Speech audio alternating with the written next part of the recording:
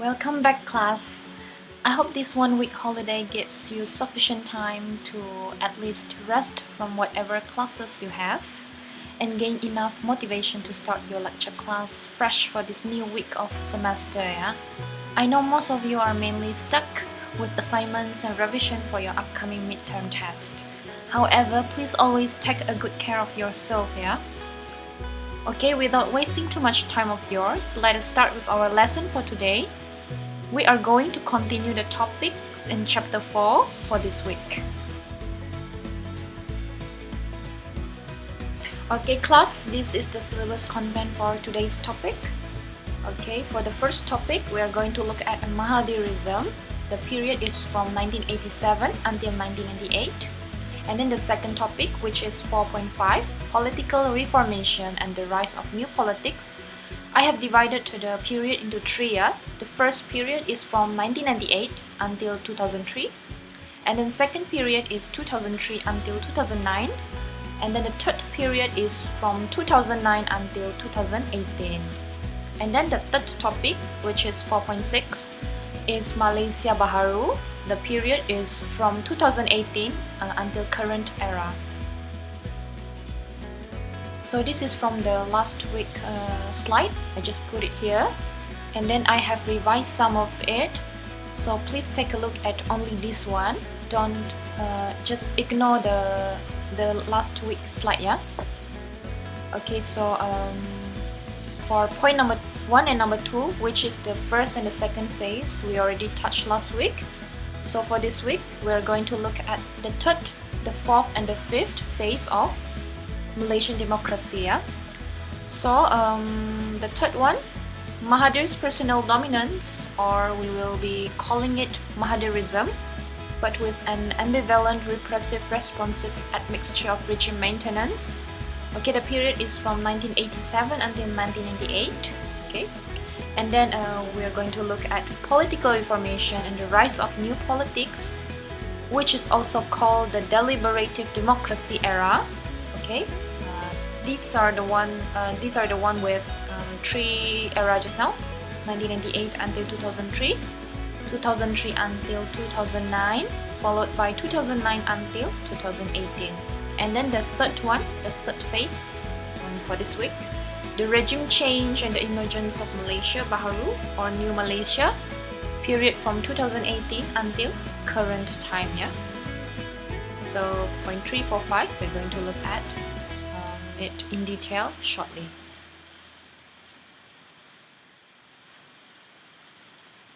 Okay, class, the whole 4.4 topic is all about an ideology called Mahadarism. Obviously, it has something to do with our very well-known politician Tun Mahathir, since the ideology derived from his name. Yeah.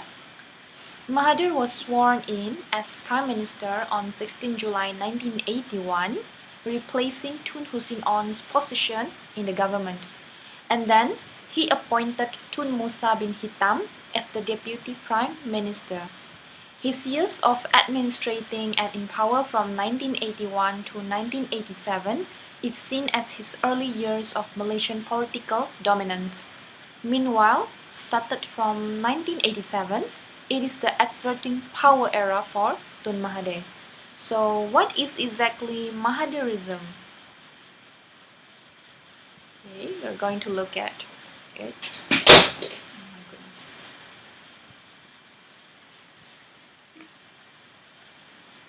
Sorry guys for the unwanted scene just now. Okay, let's continue with our lecture. Okay, Mahadarism. According to R.S. Milne and Diane K. Mauzi in 1999, Mahadarism is not a guide to Mahathir's thoughts or actions. Rather, Mahathir's thoughts and actions are a guide to constructing Mahadarism.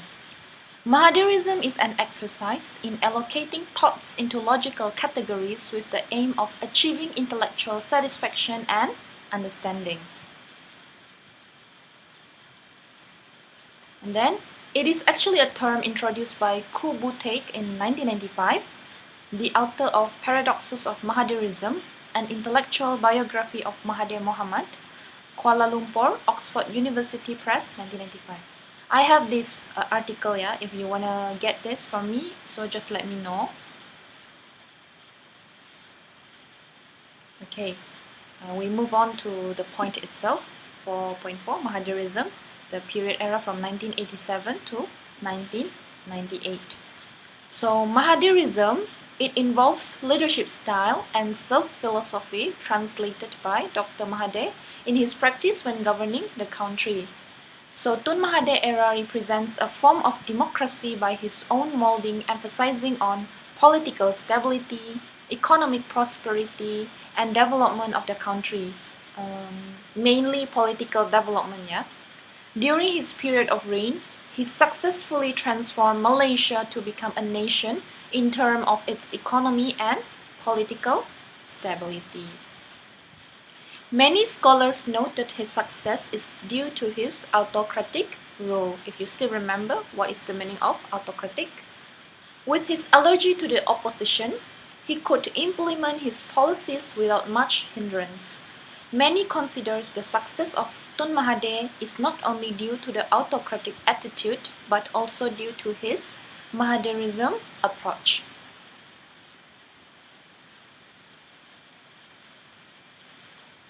Scholars' views on Mahadarism, according to John Hiley, the first one, yeah, in 2008, Mahadarism is a retention or preservation of hegemony and status quo through the autocratic style of leadership. So the keyword here is autocratic, yeah. According to Barry Wayne in 2009, Mahadarism is a dictatorial political principle based on the principle of the end justify the means. And then according to John Dost in 2014, Mahadarism is a system suppressing all opposition forces. If you can see, yeah, autocratic style is always related to dictatorial style, yeah, so it's like connected to each other. Okay class, now we are going to look at what is actually the core ideas or the main ideas of Mahadarism. This is very important, yeah. Okay, the core idea, the first one is nationalism. So we have four kind of ideas here. The first one is Malay nationalism. It includes Ketuhanan Melayu, Ultra Malay, Malay dilemma, and economic nationalism, followed by non-aligned international affairs, and also Malaysian nationalism. It also always shows high spirit of nationalism via Bangsa Malaysia, Look East policy by British lust, or state assistance to non-Malays communities. Okay, I'm going to explain in details about nationalism. So actually Mahathir's nationalism had four manifestations, as you can see from the slide. Its oldest and the first nationalism was always Malay nationalism, traceable to the movement for independence and concern over Malay economic backwardness. Its most promising was a Malaysian nationalism envisioned by his concept of a Malaysian nationality or Bangsa Malaysia. The most pragmatic was economic nationalism, which encompassed Malay economic parity with the non-Malays within the country and Malaysia's rights to develop country status in the world. There was finally the nationalism of a non-aligned stance in international affairs. Mahathir's dissatisfaction with the extent and quality of Malay economic achievement is too deeply implanted to disappear. Hence, he would prefer to retain a measure of new economic policy, the NEP, restructuring, unlike Anwar, who in 2006 called for NEP's abolition. For instance, Mahathir wants to restore Khazanah to its original status as a repository of Bumiputra assets, not use it to invest in domestic and foreign ventures. Today, Mahathir is more flexible about rendering state assistance to non-Malay communities. Before the 14th general election, he engaged with the Indian community definitely to win their support, but promising special aid to alleviate Indian marginalization. Mahathir's relationship with the Chinese community shows how far he has traveled from the days when he faulted Chinese business for the Malay dilemma. For years now, he has openly praised Chinese contributions to national development, while Chinese voters were his staunch supporters after 1990 and Pakatan Harapan's in general election 14. Yeah? I hope that's clear for you. Okay, the second idea is about capitalism. So Mahathir's thoughts on capitalism were focused on major economic issues. Example, keep the pro-business stance of Malaysia, incorporated policy to spur domestic investment, attract foreign capital, and expand trade. Okay, in detail explanation. Mahathir's thoughts on capitalism were focused on major economic issues. In the 1980s, he tackled public sector inefficiency, heavy industrialization, and recession. In the 1990s, he confronted the irrationality of financial markets and, again, recession. For him, Malaysia Inc. had a workable state market balance that was disrupted by currency speculators in 1997. He intends to keep the pro-business stance of Malaysia Inc. to spur domestic investment, attract foreign capital, and also expand trade. Mahathir has seen Malaysian capitalism rise with the East Asian miracle, fall with the East Asian meltdown, and weaken by kleptocracy. His primary task is to manage his inherited debt crisis. He will recall the thrift, fiscal discipline, and austerity which he and the Minister of Finance, Tun Daim Zainuddin, used to reduce the government's external debt during the difficult mid-1980s. He has neither time nor resources to launch new economic initiatives comparable in scale to those of his first premiership. He hinted at a revival of the national car, but his proposal met criticism in public and within Harapan. While he conceives of his missions as ameliorative to get the economy back on track, he may inventively modify the investment regime to spark a new trend of rapid growth, as he did by boldly suspending NEP, restructuring requirements in 1986, and improving investment-friendly policies to attract East Asian manufacturing capital in the post-Plaza Accord years. Okay, I hope that's clear for you too. The third one, this is obvious, yeah, Islam. Okay, he personified moderate, dynamic, and progressive Islam to counter orthodox, which is traditional Islamist, and appeals the liberals, yeah. This is quite straightforward. And then number 4.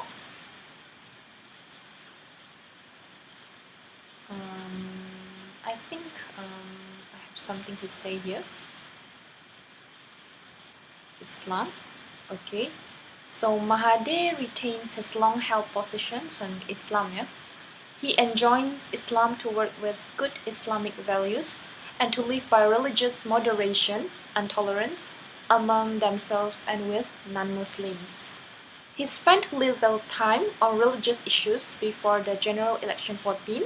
As he did many years ago, he dismissed the politicians of Parti Islam Se-Malaysia or PAS or Pan-Malaysian Islamic Party for using religion for political purposes. This time, he was scornful of PAS for spurning Harapan and tacitly aligning itself to UMNO. Mahathir partly used his discretionary power as Prime Minister to appoint to the cabinet several leaders of Parti Amanah Nasional, Amanah or National Trust Party, the Harapan Party led by progressive exiles from PAS. They, with Anwar and his Malay comrades of Parti Keadilan Rakyat, Keadilan or People's Justice Party, will keep alive Mahathir's Islam but add to it the Reformacy Association of Islam with democracy, freedom, justice, and anti-corruption, in contradistinction to the religious conservatism of PAS, UMNO, and some Muslim organization, official or otherwise. Okay, for populism, okay, this is portraying himself as people's champion, patriot, and nationalist. The fifth idea is authoritarianism. Doesn't believe in the essence of pure democracy by promoting his idea of Asian values, which is strong government, strict control, and surveillance. However, Mahathir's most unexpected and remarkable departure from Mahadarism is his anti-authoritarian turn. After their meeting of reconciliation on 5th of September 2016, Anwar said that Mahathir has embraced the reform agenda. Here, not philosophizing but frustration was the true catalyst of Mahathir's embrace. He had counseled Najib to leave office, urged UMNO to replace its leader, asked Parliament to move a vote of no confidence in the Prime Minister, launched a nationwide million signage petition for Najib's resignation, and appealed to the Council of Rulers to remove Najib, to no avail.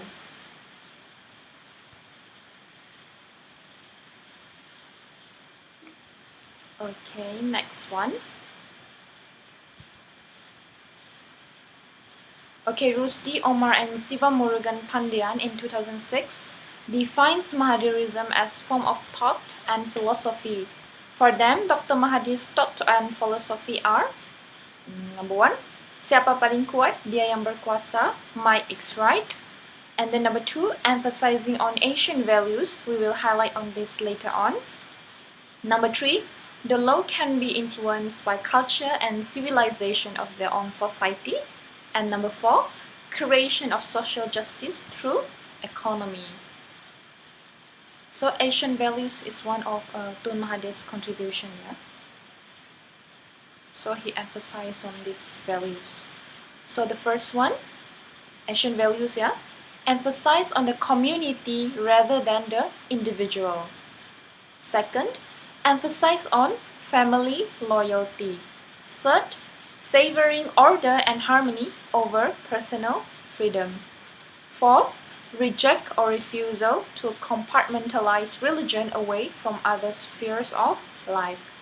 Number 5, emphasize on saving and thriftiness, insistence on hard work.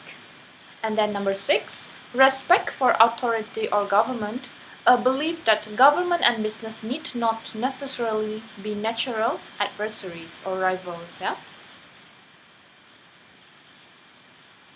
So according to Errol P. Mendes in 1994, labels the Malaysian version of Asian values as the Mahathir model to differentiate it from other types of Asian values such as Singaporean school that stresses on Confucianism and China model that emphasizes the combination of Chinese nationalist communist values. The Mahathir model is basically influenced by Malay Islamic values. As Alan DuPont points out, Mahathir had the clarion call for Asian values, okay? So according to DuPont in 1996, page 14, despite the fact that the Islamic ethos of his country differs markedly from the neo-Confucianism of Singapore and other Sino-centered states in East Asia. However, Mahathir reconciles this apparent contradiction by subsuming Malaysia's distinctive national character in broader obeisance to Asian values. Okay, so the source is here. You can see where did I get this. So Mahadarism, however, lost its grandiosity in 1997 to 1998 due to two reasons. So these two reasons are the impetus to make Mahadarism lost its grandiosity. Yeah? So the first one, the 1997 or 1998 East Asian financial crisis. I bet you are well known about this, yeah? Wrecked the nationalist capitalist project of Tun Mahathir. And then secondly, the 1998 Reformacy Movement, Mahathir's persecution of Anwar Ibrahim, Mahathir's cronyism, in the regime's economic management and iron fist management to opposition and dissent. Okay.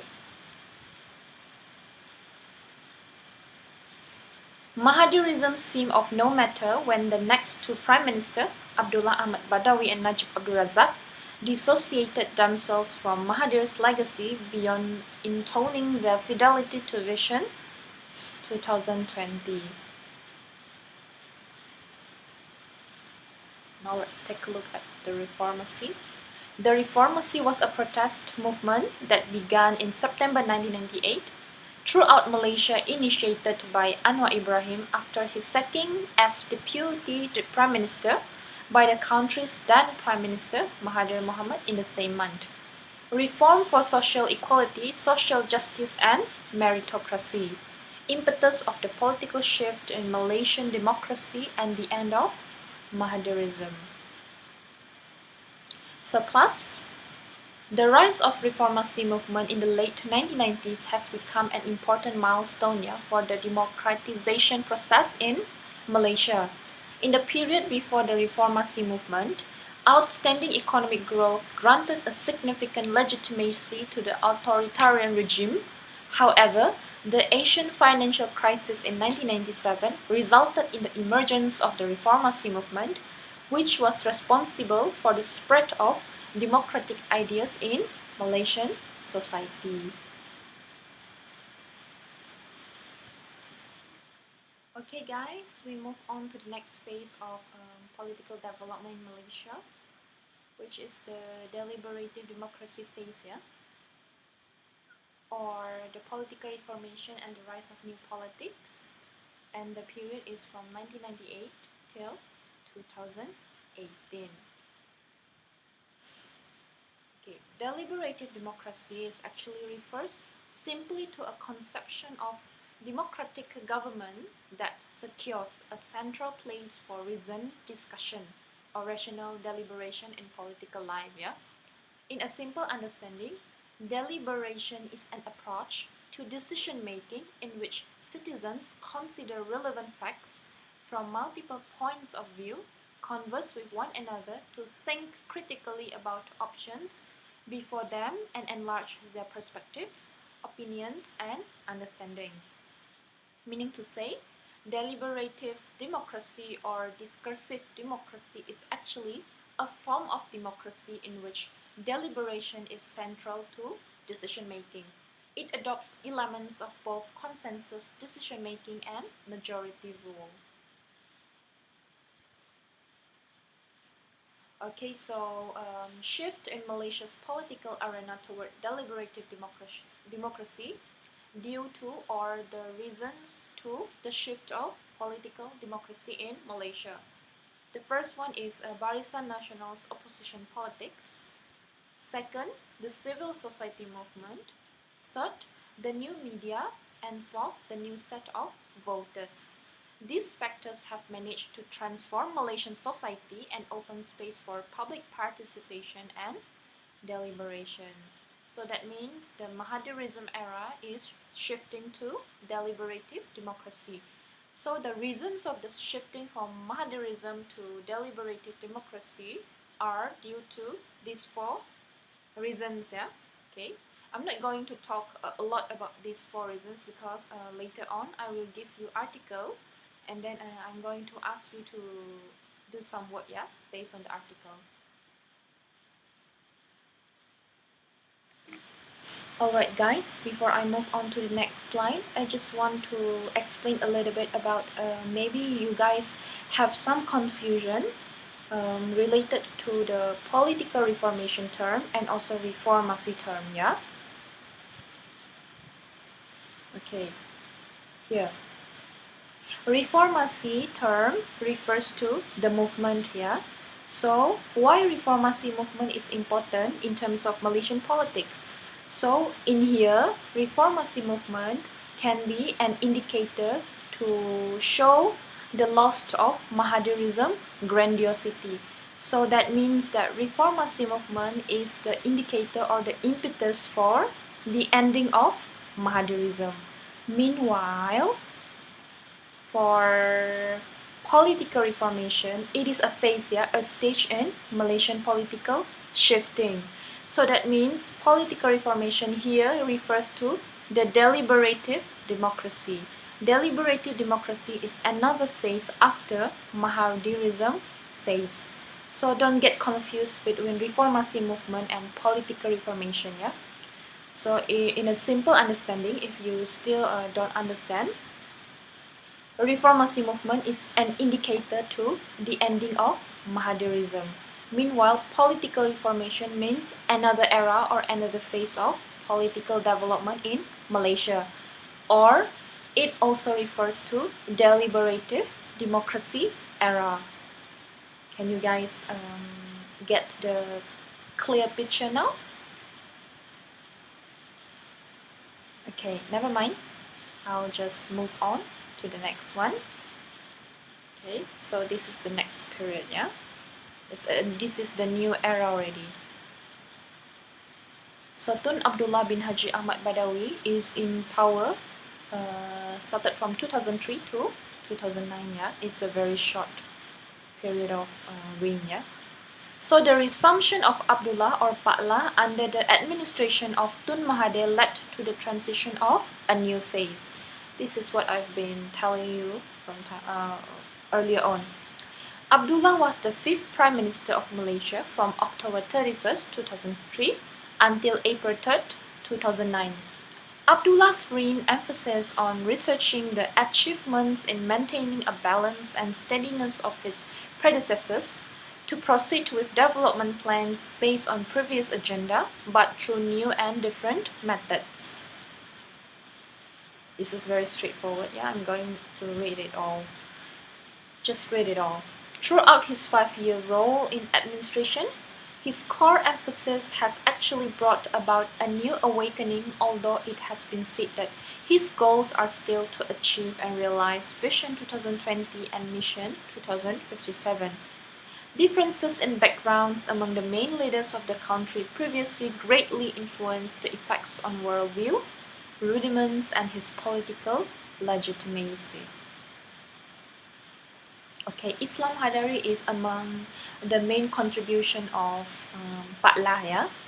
Islam Hadari, although the concept had been introduced by Tun Mahathir, it had been promoted as a moderate Islamic concept throughout the 5 years of Abdullah's administration.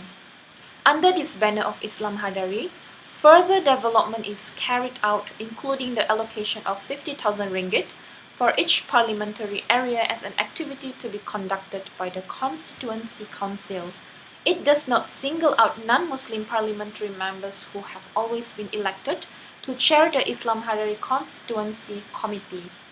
The people's representatives play a big role in spreading the agenda of Islam Hadari, as it also stands as a large frame under Abdullah's administration.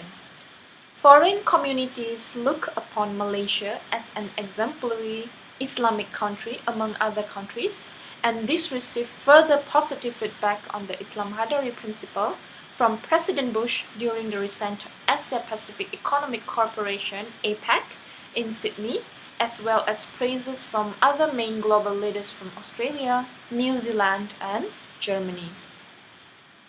Malaysia continues to hold its relevant position in the world's view, mainly as chairman of the Organization of Islamic Countries or OIC, regardless of the fact that it can function more effectively. At the United Nations Conference, UN Conference, yeah, Abdullah emphasized on how Islam has been wrongly interpreted, thus causing war among religions, which was in fact more politically based and had no actual relevance whatsoever on religion. Abdullah has also bilateral meetings with 13 foreign leaders up till June 2007, whereas 20 visits in 2006, 25 in 2005, and 22 in 2004 with the intention to harmonize international relations. These visits included visits to Asian countries, the American and African continents respectively, East Asia, the Middle East, and also attending formal meetings. This has enabled Malaysia to gain international recognition as well as contribute to the 19th place among the biggest trade and industrial designated countries at global level. Abdullah has also emphasized on the guidelines for integrity for the country's well-being. He launched 2 books entitled Corporate Social Responsibility, Our First Look at National Integrity System, a guiding framework published by Malaysian Integrity Institute in the effort to develop a government filled with integrity and good administrative capabilities. Bribery continues to be battled, with accusations made on various individual backgrounds.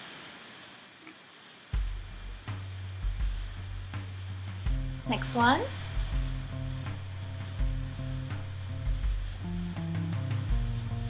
Datuk Seri Najib Tun Razak era from 2009 till 2018, yeah. Okay, so these are among Datuk Seri Najib Tun Razak's contribution. The first one Malaysia, New Economic Policy, Foreign Policy, and also National Blue Ocean Strategy, or NBOS. I'm not going to talk a lot about these 4 points because I want you to do something related to these points later on. So next one, after the era of Najib Tun Razak's reign, the regime change and Malaysia Bahari. After the 2018 Malaysian general election, its chairman, 4th and former Prime Minister, Mahathir Mohamad was reappointed to the office as the 7th Prime Minister of Malaysia, while its President, Wan Azizah Wan Ismail, was appointed the 12th Deputy Prime Minister of Malaysia.